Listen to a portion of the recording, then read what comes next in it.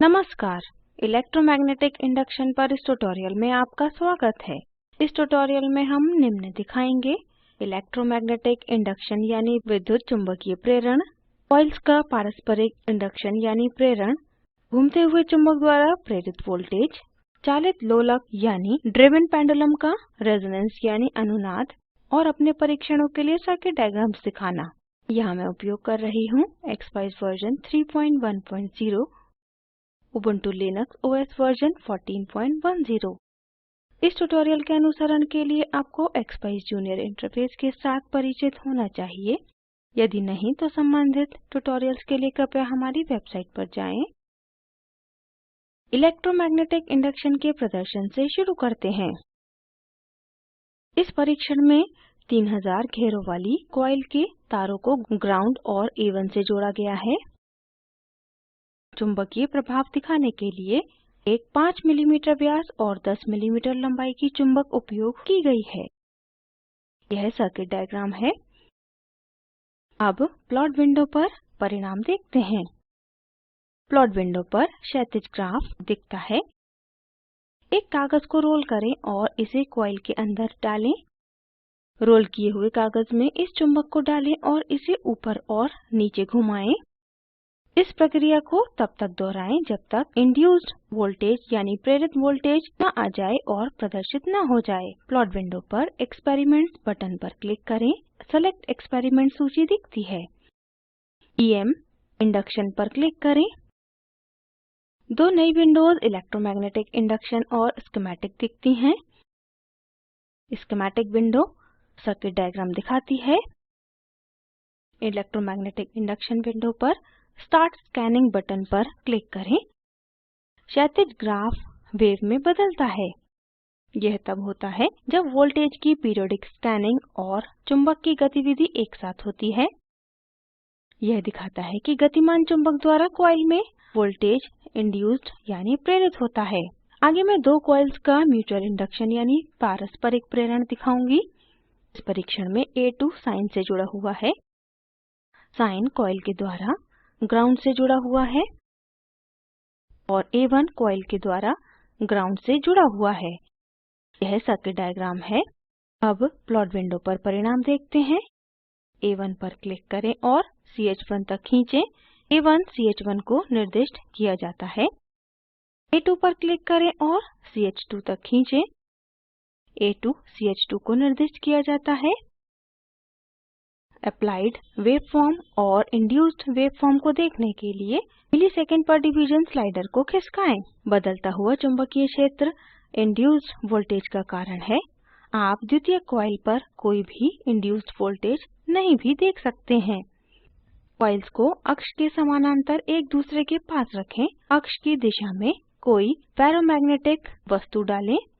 द्वितीय कॉइल पर वोल्टेज प्रेरित करने के लिए हमने एक पेंचकस डाला है। CH1 पर क्लिक करके फिट तक खींचें। CH2 पर क्लिक करके फिट तक खींचें। दाईं तरफ A1 और A2 की वोल्टेज और आवृत्ति दिखती है। A1 और A2 की वोल्टेज में अंतर द्वितीय कॉइल पर प्रेरित वोल्टेज के कारण है। आगे हम DC मोटर और कॉइल्स उपयोग करके घूमती हुई चुंबक द्वारा प्रेरित वोल्टेज दिखाएंगे। इस परीक्षण में A1 कॉइल द्वारा ग्राउंड से जुड़ा हुआ है। SQR2 DC मोटर द्वारा ग्राउंड से जुड़ा हुआ है। एक 10 मिलीमीटर व्यास और 10 मिलीमीटर लंबाई का स्थायी चुंबक DC मोटर पर जोड़ा गया है। A2 कॉइल द्वारा ग्राउंड से जोड़ा गया है। यह सर्किट डायग्राम है।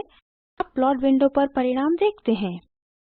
सेटिंग स्क्वायर वेव्स में आवृत्ति की वैल्यू को 100 हर्ट्ज पर सेट करें। SQR2 चेकबॉक्स पर क्लिक करें। A1 पर क्लिक करें और CH1 तक खींचें। A1 CH1 को निर्दिष्ट किया जाता है। A2 पर क्लिक करें और CH2 तक खींचें। A2 CH2 को निर्दिष्ट किया जाता है। वेवफॉर्म को प्राप्त करने के लिए मिलीसेकंड पर डिवीजन स्लाइडर को खिसकाएं। वेवफॉर्म को समायोजित करने के लिए वोल्ट पर डिवीजन स्लाइडर को खिसकाएं। CH1 पर क्लिक करें और फिट तक खींचें। CH2 पर क्लिक करें और फिट तक खींचें। दाईं तरफ आप वोल्टेज और आवृत्ति देख सकते हैं। कृपया ध्यान दें, दो वैकल्पिक वेवफॉर्म्स की वोल्टेज और आवृत्ति लगभग समान है। ये इसलिए है क्योंकि जब चुंबक घूमता है तो कॉइल के चारों तरफ पोल्स के बीच चुंबकीय क्षेत्र निरंतर बदलता है। चुंबक का घूमना कॉइल में ऑल्टरनेटिंग इंड्यूस्ड EMF देता है। आगे चालित लोलक के साथ परीक्षण करते हैं। अगर एक लोलक इंड्यूस्ड मैग्नेटिक फील्ड यानी प्रेरित चुंबकीय क्षेत्र के साथ दोलन करता है तो यह ड्रिवन पेंडुलम यानी चालित लोलक कहलाता है। इस परीक्षण में कॉइल उपयोग करके SQR1 ग्राउंड से जोड़ा गया है। बटन चुंबकों को लोलक की तरह कागज की पट्टी के साथ कॉइल के आगे लटकाया गया है। यह सर्किट डायग्राम है। अब प्लॉट विंडो पर परिणाम देखते हैं। SQR1 चेक बॉक्स पर क्लिक करें। एक्सपेरिमेंट्स बटन पर क्लिक करें। सेलेक्ट एक्सपेरिमेंट सूची दिखती है। ड्रिवन पेंडुलम चुनें। दो विंडोज दिखती हैं, ड्रिवन पेंडुलम का स्कीमेटिक और ice junior driven pendulum. Ice junior driven pendulum window पर स्लाइडर को खींचें। जैसे ही हम स्लाइडर को खींचते हैं लोलक दोलन करता है। अधिकतम आयाम के साथ लोलक 2.6 हर्ट्ज से 2.9 हर्ट्ज के बीच दोलन करता है। यह इसलिए है क्योंकि इसकी रेजोनेंट फ्रीक्वेंसी नेचुरल फ्रीक्वेंसी के समान है। इसे सारांशित करते हैं।